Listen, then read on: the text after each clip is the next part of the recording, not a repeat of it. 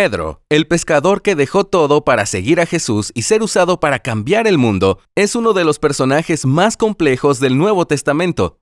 En el tercer episodio de su tetralogía sobre la historia del cristianismo primitivo, el autor César Vidal nos lleva a conocer de manera más profunda a este hombre, el obrar de Dios en su vida y lo mucho que tiene para enseñarnos hoy. Conoce más sobre Pedro el Galileo en www.lifeway.com.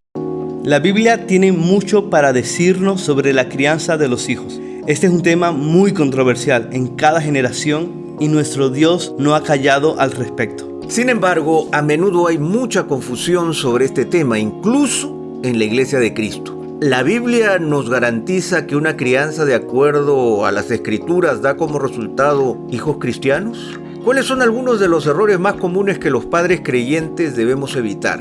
¿Qué cosas puede hacer un papá o una mamá para instruir a sus hijos hacia la fe? De eso hablaremos hoy con nuestra invitada especial, Susana Bixby. Textos Fuera de Contexto es un podcast donde hablaremos sobre los temas difíciles de la Biblia, el ministerio y la vida cristiana que con frecuencia requieren de una mayor profundidad. En esta segunda temporada, Pepe Mendoza y Josué Barrios conversarán con pastores, teólogos y líderes hispanos para abordar esos asuntos complejos y confusos desde una perspectiva bíblica y centrada en el Evangelio. ¡Bienvenidos!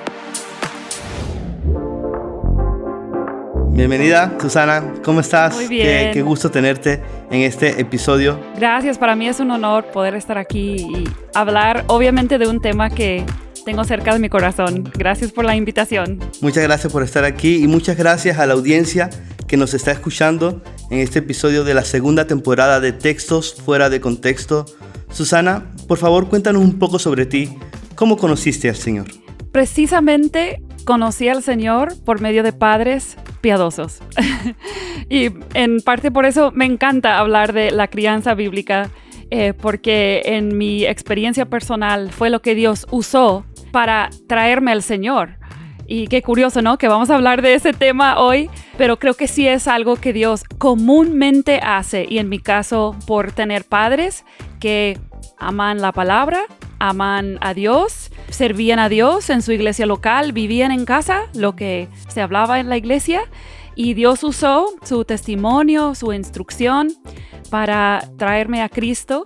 Y entiendo que fue la obra de Dios, pero entiendo que ellos fueron los instrumentos también que Dios usó. Y eso es así como el Señor me trajo a Él.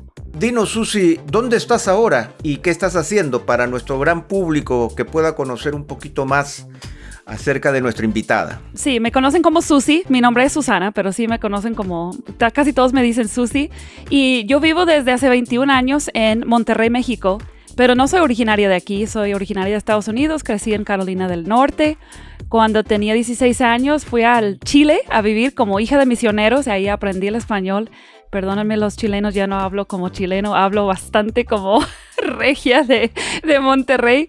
Pero aquí mi esposo Mateo y yo colaboramos en el Instituto Universitario Cristiano de las Américas y también en la iglesia local, la Iglesia Bautista La Gracia, que mi esposo plantó hace más de 10 años.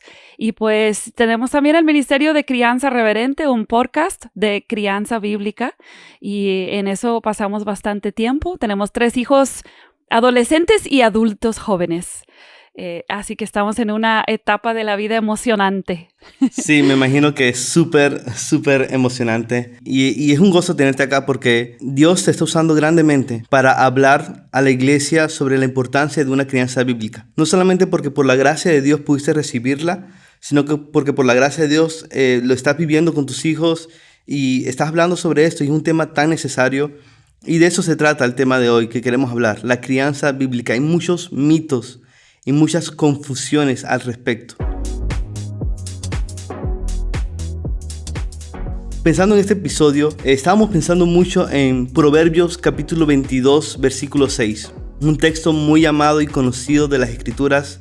Instruye al niño en el camino que debe andar y aun cuando sea viejo no se apartará de él.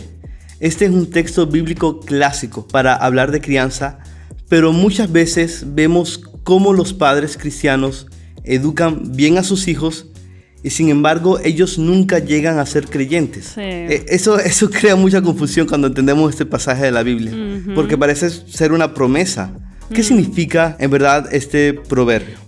Justo lo que comentas, que parece ser una promesa, creo que es algo clave, y quizás antes de hablar de este versículo en particular, deberíamos de considerar el libro de Proverbios en general. De hecho, este podcast se llama Textos fuera de contexto, ¿verdad?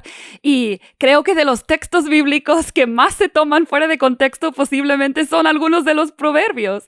Y eso no es algo que hacemos quizás como creyentes adrede, no queremos malinterpretar o usar mal la palabra, pero a veces no hemos entendido cómo el género de cada libro de la Biblia afecta la manera en que deberíamos de leer esas escrituras. Entonces, cuando pensamos en los proverbios, creo que es muy importante primero entender que tenemos que pensar en el contexto del autor. El autor que escribió el libro de Proverbios fue Salomón principalmente, aunque creemos que hay algunos pasajes por ahí escritos por otros autores, pero en general, Salomón es el autor.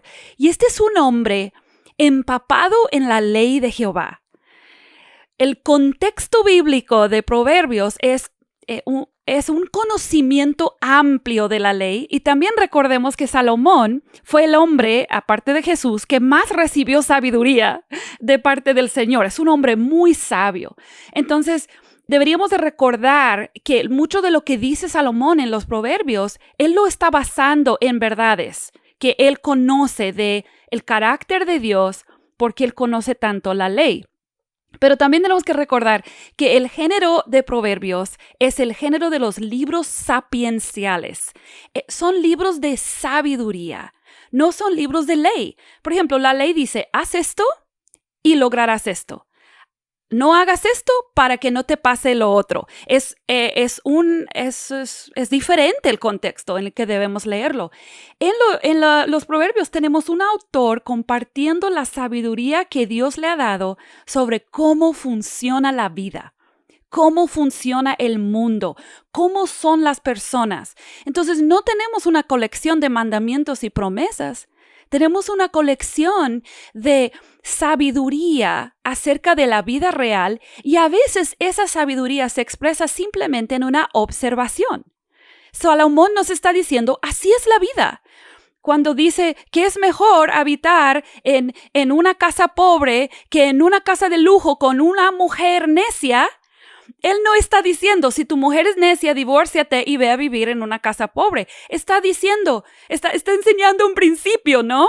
El principio es que las riquezas no valen de nada si las relaciones en el hogar no están bien, si el carácter de las personas en el hogar no es piadoso. Entonces, bueno, ese es un ejemplo, ¿verdad? Es un ejemplo de cómo deberíamos de leer los proverbios.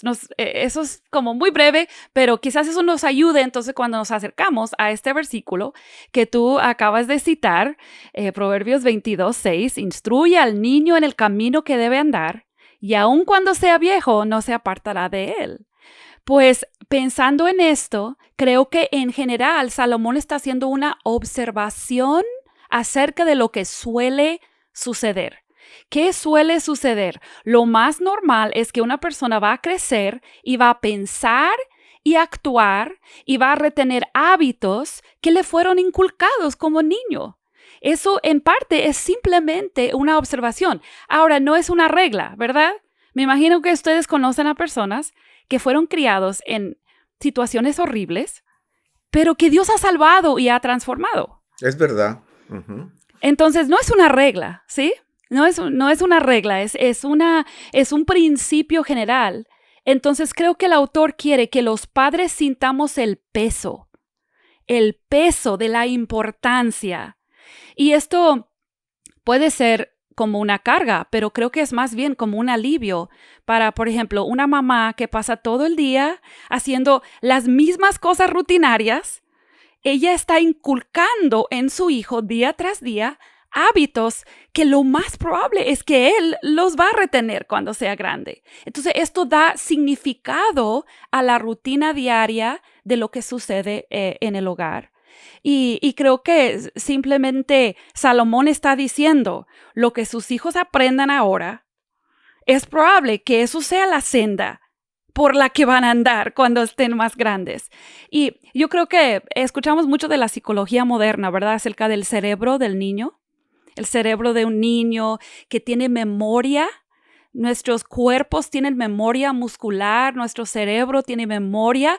Entonces, muchas de las cosas que aprendemos de niños sí nos impactan todo el resto de la vida. Y esto debe ser algo que nos llene de un peso de responsabilidad y también de esperanza, de saber que aunque este mundo es malo y hay muchas influencias alrededor, también hay mucha influencia dentro del hogar que los padres cristianos podemos tener.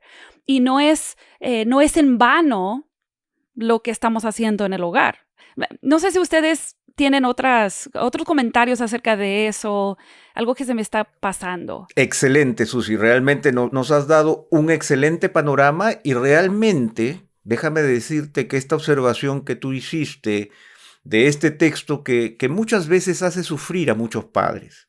O sea, definitivamente se ven reflejados en el texto, ya que lo imaginan como una promesa, lo ven como una maldición, como una respuesta negativa a una promesa que no se cumplió en sus vidas. Pero yo quiero profundizar un poquito justamente en este texto. Y hay una palabra que me parece que es clave y que se repite a lo largo de Proverbios, que es la palabra instrucción. Porque ahora tú has hablado de ese reflejo, de este ejemplo, de esta instrucción. Y por ejemplo, el apóstol Pablo le dice a Timoteo, desde la niñez has sabido las sagradas escrituras, ¿no? Y habla del ejemplo de su madre y de su abuela, aunque él tenía un padre griego que no se menciona. O sea, definitivamente no se menciona. Hay una instrucción materna, ¿no es cierto?, femenina de la madre y la abuela, pero no se menciona al padre y no sabemos qué tipo de padre era, no tenemos idea, podemos suponer. Pero yo quiero preguntarte acerca de la forma. ¿Cómo, o sea, la palabra instrucción, que es tan importante en Proverbios, porque Proverbios es un libro de instrucción, o sea, es un libro de enseñanza? ¿Cómo instruimos? ¿Cuál es el método de instrucción? ¿Cuál es la forma de instrucción? Tú has mencionado el ejemplo, ¿no es cierto? Has mencionado el poder entregar principios, pero a veces los padres entendemos que hay algo que hacer, pero el gran problema es que no sabemos cómo hacerlo. ¿Cuál es esa instrucción de la que abre el libro de Proverbios? Pues yo creo que si entendemos el contexto de Salomón, Salomón tenía que haberse estado refiriendo a algo. Dice, instruye al niño en el camino que debe andar. ¿En qué hubiera estado pensando Salomón? Creo que eso es la primera pregunta que debo hacerme, ¿no? Porque pudiéramos pensar, instruye al niño en el camino que debe andar. Bueno, llévalo a la iglesia cada domingo y cuando sea grande irá a la iglesia cada domingo. Eso sería como algo natural que nosotros pensaríamos porque tendemos a enfocarnos en lo externo, en las actividades, los hábitos externos de los hijos. Pero yo pienso que Salomón tenía que haber estado pensando en Deuteronomio 6. Deuteronomio 6 describe cómo los padres deben amar a Dios con todo su corazón, que las palabras de la ley deben estar sobre su corazón y como resultado entonces en la casa, fuera de la casa, desde que se levanten hasta que se acuesten, se habla de la palabra de Dios, se instruye desde la palabra de Dios. Y creo que Salomón, yo estoy convencida que tenía que haber tenido por lo menos en mente las instrucciones de la ley que aplican a los padres. Salomón entendía que estar expuesto a la ley de Jehová transforma la vida. Entonces, creo que cada padre y cada madre tiene que adaptar esto a su hogar, a su ritmo de vida, a su contexto, pero tiene que estar presente la palabra de Dios en el corazón de mamá y papá, una obediencia evidente que los hijos puedan ver. Mi papá y mi mamá aman la palabra y la obedecen, y entonces el impacto que eso tiene sobre los hijos cuando les instruyen es mucho mayor. Están instruyéndoles desde la palabra en situaciones difíciles, en situaciones simplemente de aprendizaje. o sea, hay muchos contextos. Lo que me estás diciendo entonces es que no se trata de un salón de clases, no se trata de una pizarra, no se trata de que vamos a leer este libro juntos, no se trata del maestro de escuela dominical, se trata justamente de la sabiduría, de la aplicación de la verdad en medio de los dilemas de la vida. Exacto. Que nos demuestran la presencia de Dios y la sabiduría de Dios en los actos que hacemos, ¿verdad? Sí, a eso me refiero. Creo que Salomón nos quiere que captemos la importancia de que esta vida se trate de Dios, de andar con Dios. Entonces, en el camino que debe andar, cuando dice esa frase, creo que Salomón tiene en mente el temor a Jehová, que eso debe ser la actitud continua de todos los miembros del hogar. Y eso en la práctica se va a ver un poco diferente. Por ejemplo, a lo mejor leemos la Biblia juntos, a lo mejor sí leemos un libro juntos, pero eso solo es una pequeña parte del cuadro. Yo tengo perdóname Josué, que para cerrar este aspecto de la instrucción, yo noto en el versículo 6, ¿no es cierto? Y dice, instruye al niño en su camino. Si miramos el versículo 5, aunque no existe una relación contextual en el libro de Proverbios, habla de la recompensa, el verso 4, la recompensa de la humildad y el temor del Señor son las riquezas, el honor y la vida. Y al final del verso 5 dice, el que cuida su alma se alejará de ellos. Está hablando en términos personales. Ahora yo te pregunto, Susi, nosotros damos por sentado que instruye al niño en su camino es una recomendación para los padres, pero no dice padres instruyan a sus hijos, sino dice instruye al niño en su camino. ¿Tú crees que existe un consejo más amplio para todos nosotros o se restringe solamente a los padres? Sí, de hecho, el hecho de que creo que Salomón está haciendo una observación acerca de incluso cómo Dios nos diseñó, creo que se está refiriendo a un diseño divino. Dios nos hizo como seres entrenables, enseñables. Nos hizo como seres que desarrollamos hábitos que impactan el resto de nuestra vida.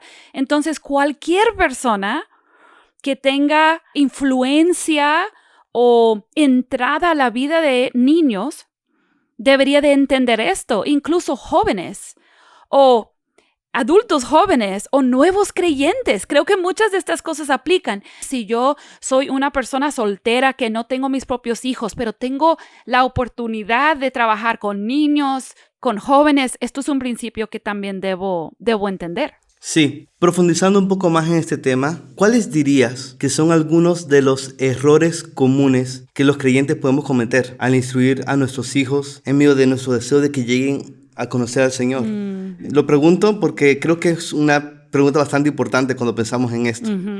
Y porque honestamente yo soy padre primerizo en estos momentos, tengo otra bebé en camino y, ¡Felicidades! y puedo ver que tengo muchos errores. ¿Cuáles dirías que son algunos de los errores comunes que los creyentes cometemos en la crianza? Sí hay errores, ¿no? Porque en Crianza Reverente nos gusta decir, somos pecadores criando a pecadores. Así que definitivamente... Muy buen lema. cometemos errores. Eso es parte de ser un ser humano. Y de hecho, ahí está, creo, el primer error. El no estar dispuesto a aceptar que vamos a cometer errores y que eso es parte del proceso. ¿Cómo respondemos cuando cometemos errores? Es la gran pregunta, ¿sí? Entonces, padre y madre y maestro de niños y quien sea, vas a cometer errores. ¿Cómo debes responder cuando cometes errores? Eso es impactante en la crianza, cuando un papá o una mamá pide perdón a su hijo porque cometió un error. Así que primero es eso, es simplemente reconocer que yo voy a cometer errores, necesito humillarme y aceptar esa realidad. Pero yo creo que hay algunos errores comunes que por lo menos yo he experimentado y también he visto, y también por mensajes que las personas envían haciendo preguntas. Yo creo que uno de los errores cuando hablamos de este versículo en particular que estamos viendo en Proverbios es que pensamos que la instrucción en el camino que debe andar se refiere a saber mucho sobre la Biblia solamente. Entonces, he conocido a familias destrozadas porque enseñaron muchos versículos bíblicos a sus hijos de niños. Sus hijos ganaban las competencias de esgrimas, conocían su Biblia, pero esos niños crecieron y se alejaron del Señor porque nunca se convirtió en una relación personal. Fue simplemente un ejercicio académico, mental, de memorizar y saber mucha Biblia. Entonces, es importante la Biblia, es muy importante, pero no podemos igualar en este versículo la instrucción en el camino que debe andar con solamente conocer la Biblia. Es algo mucho más profundo. Tiene que pasar del cerebro al corazón y tiene que ser evidente en las acciones externas. Y esto requiere discipulado, esto requiere que se abra el corazón, esto requiere mucho trabajo de los padres. No podemos contentarnos solamente en que nuestros hijos van a la iglesia y se saben versículos bíblicos. Entonces creo que eso es un error. Otro error es creer que la salvación, la meta principal de la crianza y con que mi hijo repita una oración. Que mi meta de mi crianza es que mi hijo repita la oración de salvación y ya. Ay, entonces cuando ya mi hijo oró, qué bueno, mi hijo tiene su boleto al cielo, diríamos, ¿verdad? Y obviamente muchos niños pueden repetir una oración con toda la buena intención de agradar a la maestra de escuela dominical o de simplemente hacer lo que todos los demás niños están haciendo y no necesariamente han comprendido el evangelio. Entonces, los padres cometemos muchas veces el error de dejar de discipular de la manera que deberíamos en el evangelio cuando creemos que nuestro hijo ya es salvo porque repitió una oración. Creo que nuestra comprensión de cómo el evangelio penetra el corazón de un niño poco a poco a lo largo de los años, cuando no entendemos eso, podemos aflojar el discipulado que deberíamos de estar dando porque confiamos que ya oró, ya es hijo de Dios, ya debe cambiar de un día a otro, nos frustramos y ahí es un error común que yo creo que se puede cometer. Verdaderamente, yo creo que este camino materno está poblado de errores yo creo que siempre tratamos de enmendar el camino. Y una actitud humilde también es fundamental para enseñarle a nuestros hijos cuando nos equivocamos y sabemos reconocerlo, cuando podemos conversar. Y sobre todo este principio, ¿no? Que yo creo que este entrenamiento en la vida, en el camino en el que debe andar, no es algo teórico, no tiene que ver solamente con impregnar en la mente cientos de versículos que en algún momento darán su fruto, sino que la palabra de Dios tiene que dar su fruto de manera inmediata. Entonces, hemos pasado de los errores y vayamos ahora quizás a preguntarnos desde el punto de vista positivo, ¿qué debe hacer un papá? Por ejemplo, mira, te voy a plantear, en este podcast nosotros hablamos de las patadas voladoras, ya hemos lanzado una patada voladora es una idea que golpea al invitado hasta dejarlo medio inconsciente, algo así. Wow. Esa es la idea de una patada voladora, ¿no? Entonces, justamente allí nuestro invitado demuestra su capacidad, ¿no es cierto?, de salir del embrollo. Entonces, hablando justamente de las cosas que puede hacer un papá o una mamá para instruir a nuestros hijos, hay una discusión que es permanente y que no está en el capítulo de Proverbios que hemos visto, pero sí está en otro. Está en el 13:24, por ejemplo, en donde dice: el que evita la vara odia a su hijo, pero el que lo ama lo disciplina con diligencia. ¿Y será que dentro del lado positivo, ¿no es cierto?, la vara ocupa un lugar fundamental? Esta discusión de la vara, déjame decirte que lo he estado escuchando en estos días también como un rum rum. Tú sabes que forma parte, hace temblar a nuestra cultura contemporánea, ¿no? En donde todos somos buenos y bonitos. Entonces, hablando en términos prácticos, te pongo este punto negativo, ¿no? ¿La vara tiene una función positiva? ¿Existe la vara? ¿No existe la vara? ¿Es simbólico? ¿No? ¿Es una metáfora? ¿Es una alegoría salomónica? ¿Qué debemos hacer? O sea, la pregunta general es, ¿qué cosas hacemos como papás y mamás para instruir a nuestros hijos? Y por ahí te metí la patada voladora de la varita para ver cómo funciona.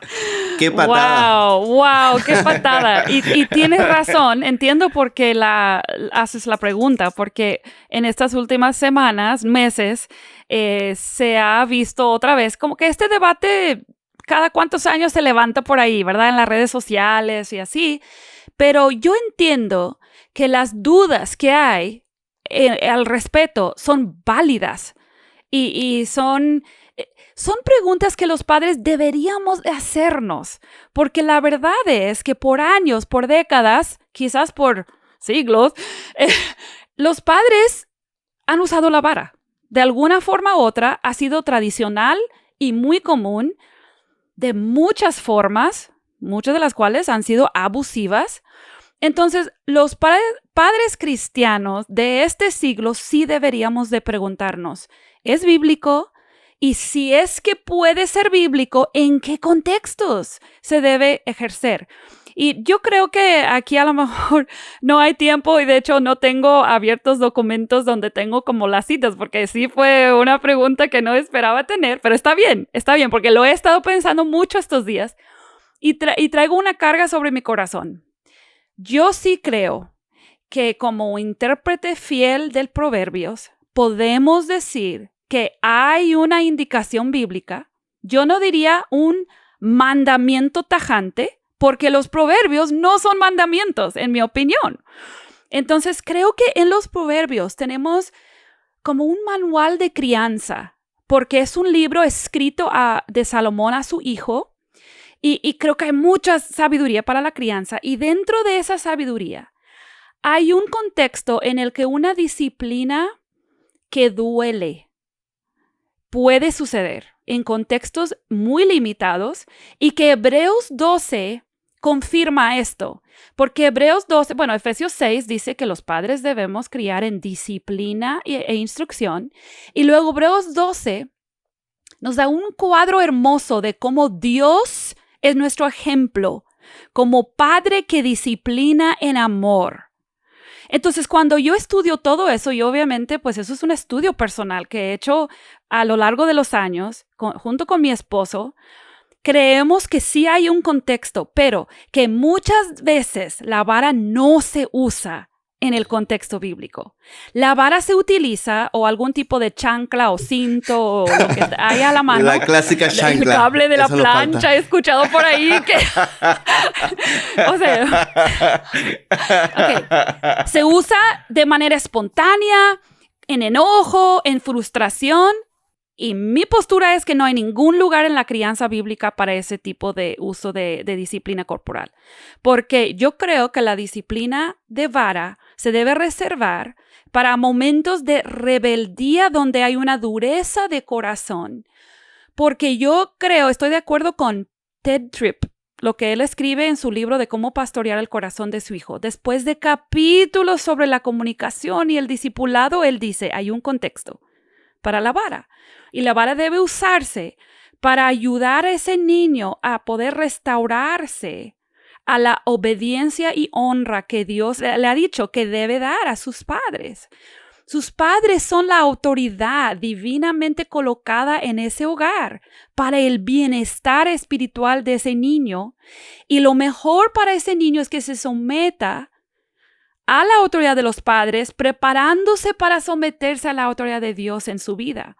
Entonces, en mi opinión, hay argumento bíblico interpretando los proverbios de una manera responsable para que se aplique la vara con control, con medida, en ciertos contextos, en privado, sin avergonzar al niño delante de otros, sabiendo que el niño entiende que ha desobedecido, sabía lo que tenía que hacer o lo que no podía hacer y ha sido obstinado en su rebeldía. Entonces papá usa o mamá usa la vara para romper esa coraza dura que hay alrededor del corazón y abrir para que haya entrada.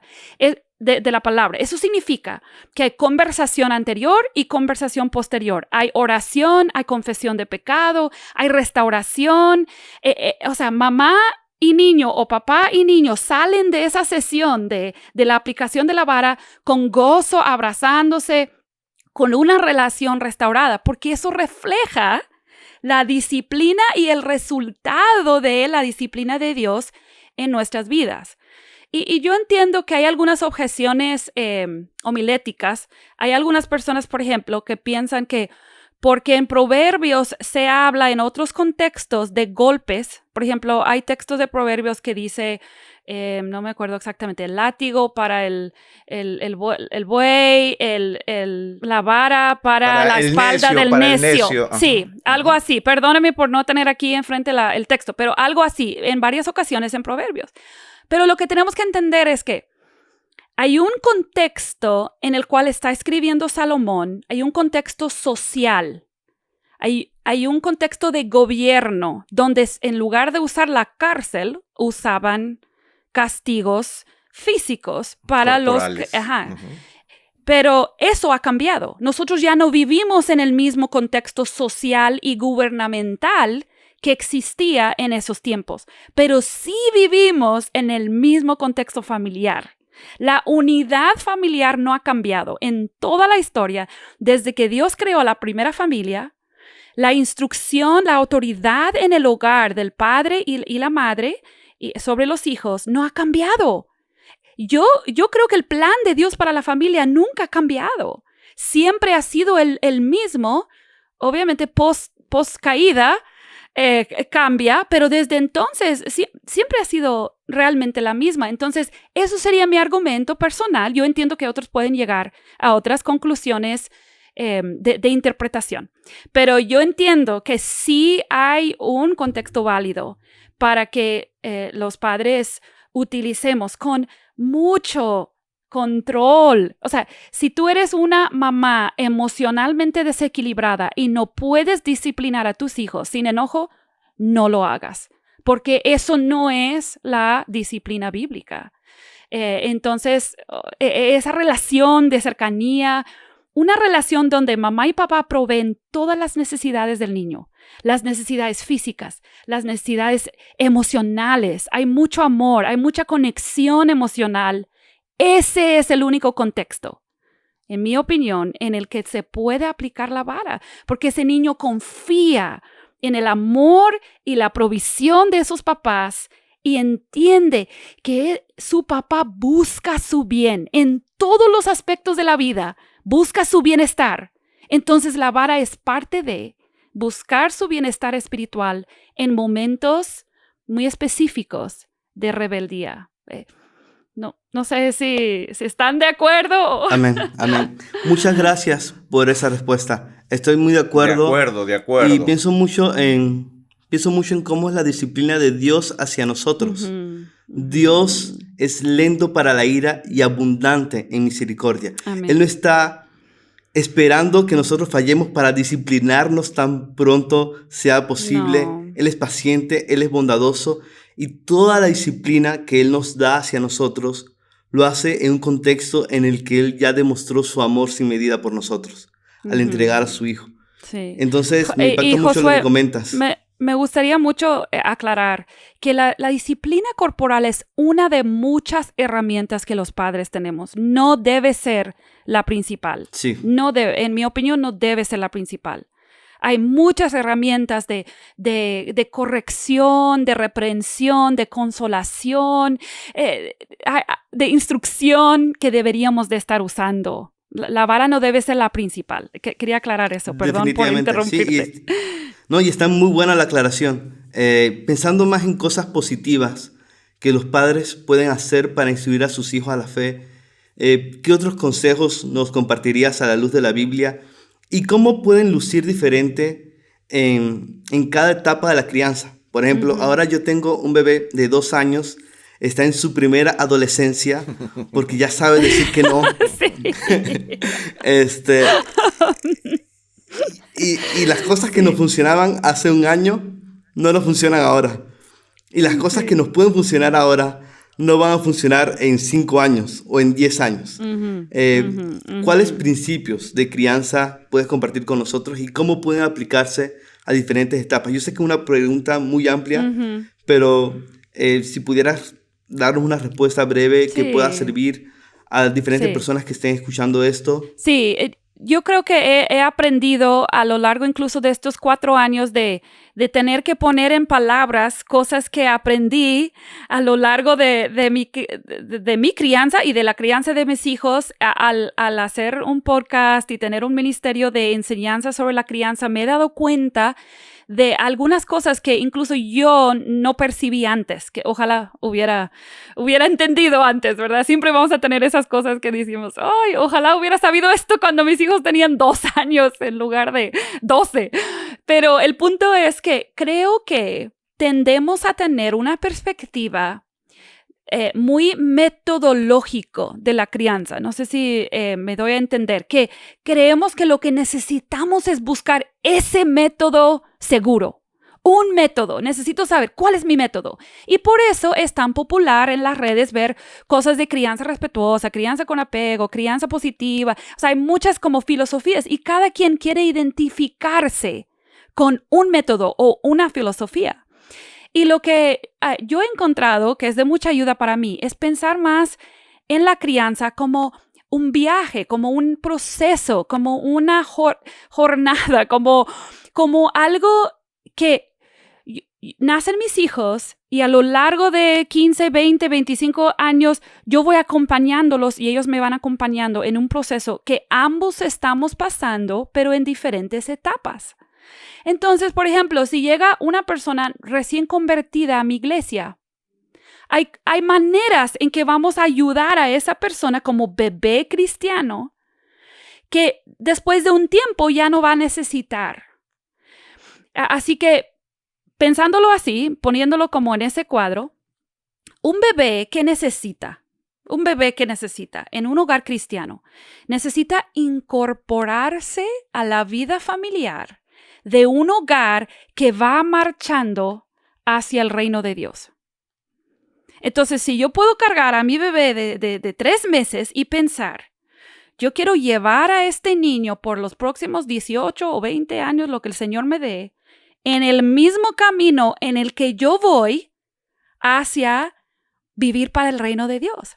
¿Cómo se ve eso con un bebé de 6 meses? Pues se ve muy diferente que con un niño de 6 años y un muchacho de 16, pero la meta es la misma. Entonces, un bebé pequeño se debe incorporar al hogar en lugar de que el hogar se centre alrededor de él. Eso le va a ayudar mientras va agarrando conciencia, porque al principio ni se da cuenta, ¿verdad?, de todo lo que está pasando. Él va a entender que en la vida no se trata de él, o sea, no gira alrededor de él, sino que él es parte de algo más grande y él sirve a alguien más grande que él. Y eso va a ayudar mucho, tanto a mamá como a papá, como al niño mientras va creciendo, a entender que hay cosas trascendentes de la vida. Y nosotros manejamos nuestros horarios familiares, nuestros hábitos familiares alrededor de la palabra y el reino de Dios. Por eso vamos a la iglesia cada domingo. Por eso el niño de 3 años va a ir a la clase, a sentarse, a escuchar la historia bíblica. El bebé va a ir quizás a cuarto de cunas para que mamá pueda escuchar tranquilamente la predicación. ¿Y por qué hacemos eso? Tiene un fin más allá de solamente, ay, ya no aguanto este bebé, cuídamelo, por favor, 1 hora. O sea, hay una meta mayor. Entonces, yo creo que esa perspectiva nos puede ayudar mientras el niño va creciendo, niño de 2 años. ¿Por qué necesitamos enseñar a un niño de 2 años que no puede decir no a su autoridad, como tú acabas de comentar, Josué? O sea, ¿por qué es importante que tu hija, ¿verdad? ¿Tienes una hija de 2? Tengo un hijo y tengo una hija en camino. En camino, ok. Bueno, sí. ¿Por qué es importante que tu hijo entienda que él no puede decirle no a papá? No es porque papá tiene un ego que él necesita que todos le hagan caso. No es así. Es porque que estamos llevando a nuestros hijos en un camino de sumisión a la autoridad de Dios. Y eso comienza con la sumisión a la autoridad de sus padres. Y eso le entrena en que la sumisión es un buen camino para andar en toda la vida. Así que, no sé, yo sé que eso no es muy práctico en cierto sentido, pero creo que si lo podemos meditar, puede ser muy práctico. Sí. Porque esto es un proceso a largo plazo. Yo no estoy buscando una metodología mágica que me da una garantía de que voy a tener hijos inteligentes, hijos obedientes, hijos espirituales. No, yo estoy llevando a mis hijos conmigo en un proceso que dura años. Es un juego largo, diríamos, ¿verdad? Es algo donde Es yo... una maratón, una maratón. Exacto. Y es un juego donde también hay placer y gozo. Exacto. Porque a veces cuando soy papá ahora, muchas personas me hablaban de los desafíos de la paternidad, y ciertamente desafíos, pero yo disfruto a mi hijo. Y es un privilegio y es una alegría en el hogar. Y tener esto en mente, ¿no? Que es algo a largo plazo, es muy útil porque me recuerda que los desafíos que puedo tener en esta etapa, o que voy a tener más adelante, o que tuve antes, van a ser desafíos temporales. Y que Dios ha prometido dar la gracia para cada instante.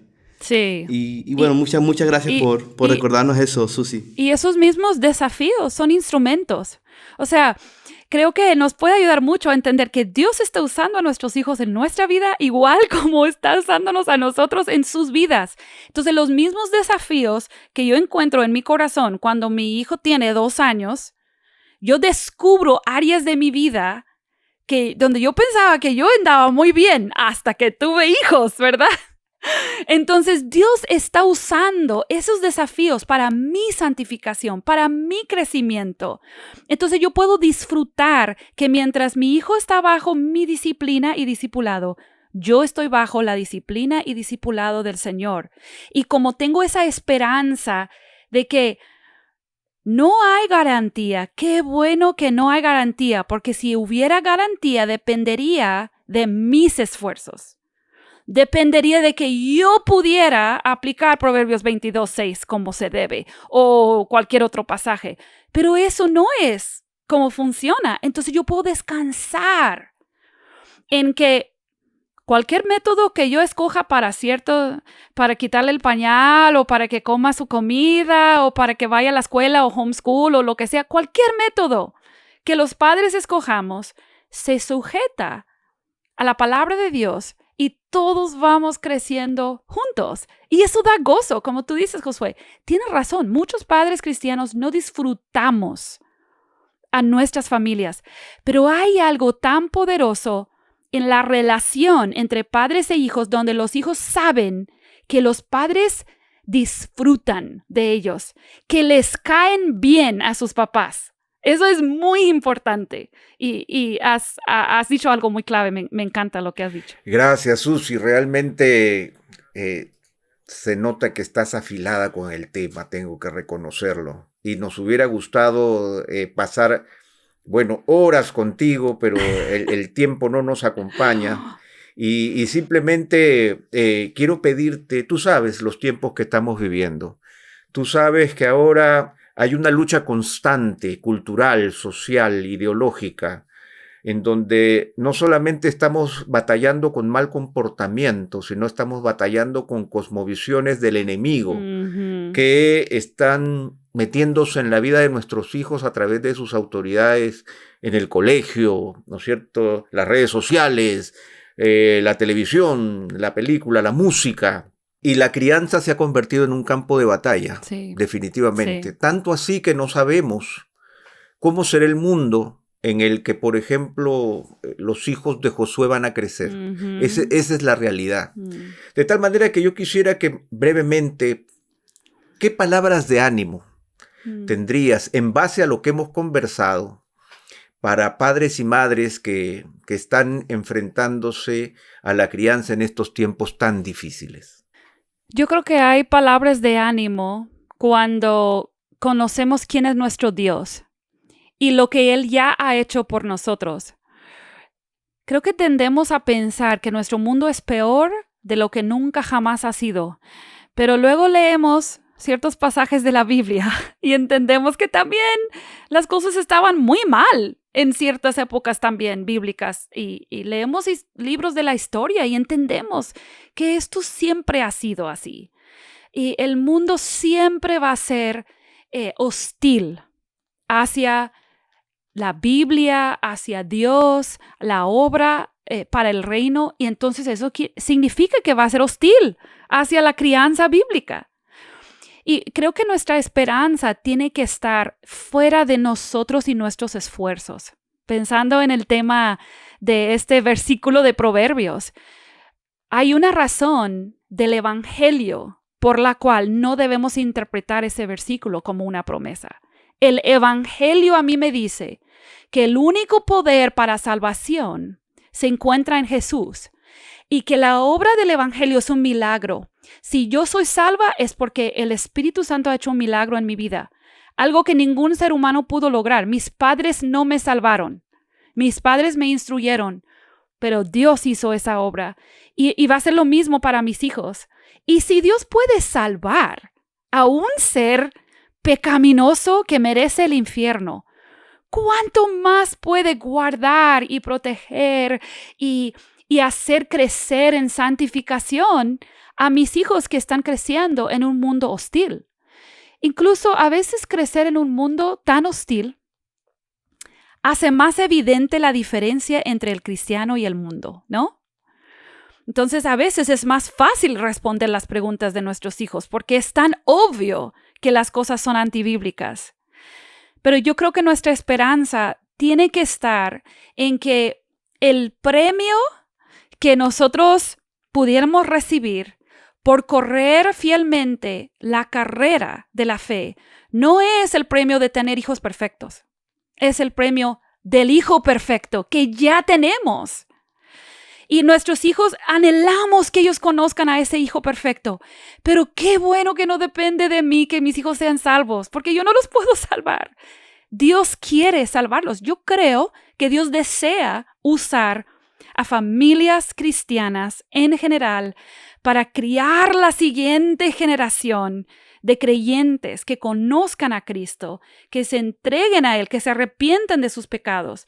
Y eso me da esperanza cada día cuando yo apunto a mis hijos hacia su condición pecaminosa, les llamo al arrepentimiento, les enseño acerca del buen y santo Dios y oro por ellos. Y oro y oro. Y ahí está nuestra esperanza.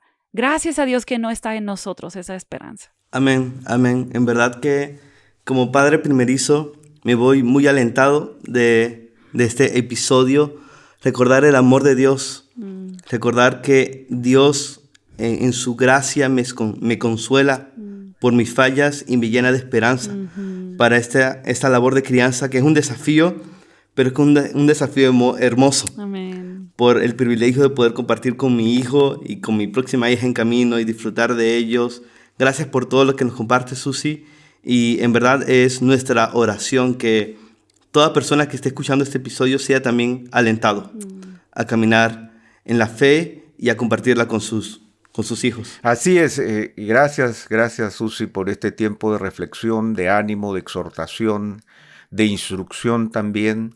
Yo también me llevo y cierro con la idea de que este tiempo de crianza con nuestros hijos es una maratón en donde no nos quedamos con la metodología, no buscamos la mejor filosofía, sino que caminamos por la vida de la mano de Dios y de su palabra, quien nos va guiando en cada circunstancia de nuestra vida, y vamos instruyendo a nuestros hijos en la medida que enfrentamos la vida, en la medida que caminamos con el Señor que nos acompaña todos los días, y en ese caminar vamos formándolos en base al amor que nosotros le tenemos al Señor, porque tú dijiste algo que me gustó mucho al principio, que fue el hecho de que vinculaste este proverbio con el resto de la Escritura y viste a Salomón no solo imaginando estas palabras y quedándonos con esta píldora, sino entendiéndola a la luz de toda la Escritura, y ahí vemos y podemos entender mejor el propósito de este pasaje tan claro. Así que